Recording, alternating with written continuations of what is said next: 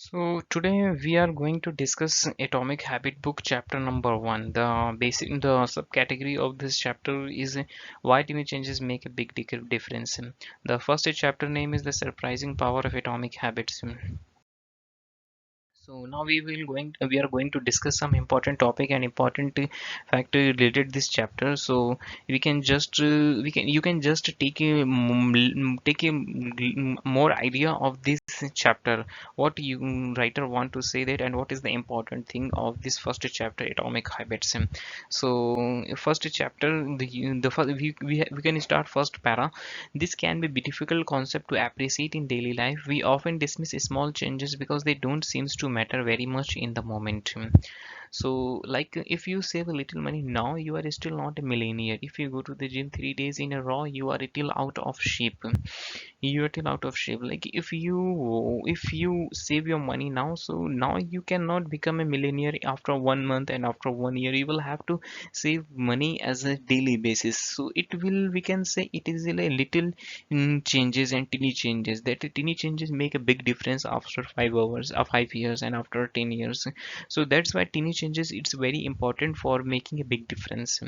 Like if the same thing, if you want to become a bodybuilder and if you want to become a gym person, so you cannot become in after 1 month and 2 months. You have to do the work as a daily basis, not more, but at least you have to do the 30 minute and 1 hour as a daily basis. Then you will become a as a bodybuilder and gym trainer after after 1 year or after 2 year. It will depend on your capabilities.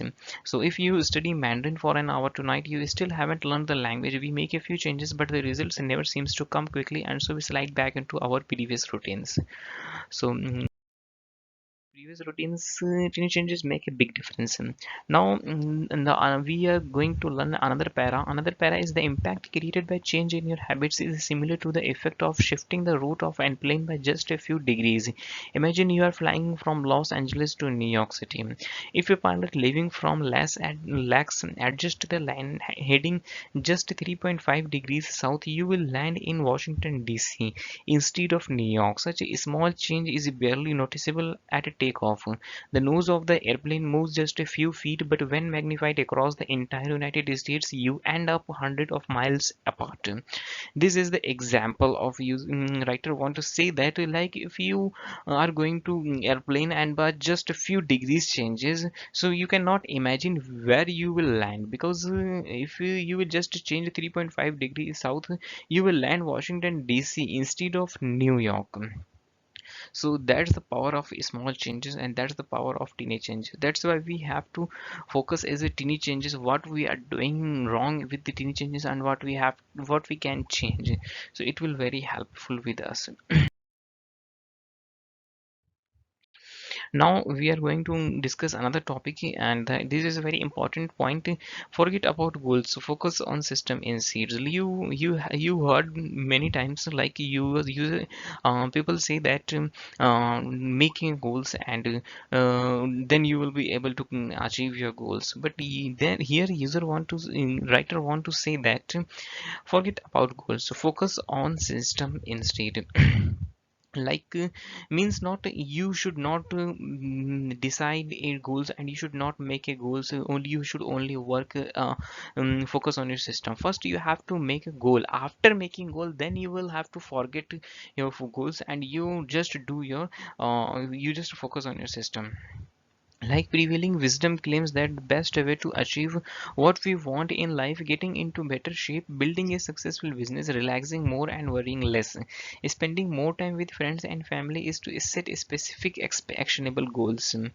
Like if you want to achieve your goals, so you should not to worry about your goals. You just set your goals, and after setting your goals, you should focus on your system. What is your system? What is your daily routine? What you are doing as a daily basis for achieving this goal? So that is the important thing. So if you should not daily we cannot say daily, yeah, I have made a goal so I can achieve. I have made a goal, I have already made a goal so I can achieve a goal. You can just make a goal in one, like in if your target is completed in after 1 month, so you have to just prepare goal in first day, and after first day you have to just prepare your system and your process, what your process you will do, then you will achieve your goal. And the another thing is a winner and losers have the same goals. Like if we can say goals is very important, we have to make a goal. We can see that winner is also making a goal and loser is also making a goal. But what is the difference between winners and losers? Goals setting suffers from a serious case of survivorship bias. We concentrate on the people who end up winning the survivors and mistakenly assume that ambitious goals lead to their success, while overlooking all of the people who had the same objective but didn't succeed. Every Olympian wants to win a gold medal. Every candidate wants to get the job. And if successful and unsuccessful people share the same goals, then the goal cannot be what differentiate the winners from the losers. It was not a goal of winning the Tour de France that propelled the British cyclist to the top of the sport. Principally, they had wanted to win the race every year before, just like every other professional team. The goal had always been there. It was only when they implemented a system of continuous small improvements that they achieved the different outcomes. Now, achieving a goal is only a momentary change. Momentary change. Imagine you have a messy room and you set a goal to clean it. If you summon the energy of TD up, then you will have a clean room for now. But if you maintain the same sloppy pack rat habit that lead to a messy room in the first place, soon you will be looking at a new pile of clutter and hoping for another burst of motivations. You are left chasing the same outcome because you never change the system behind it. You treated a system.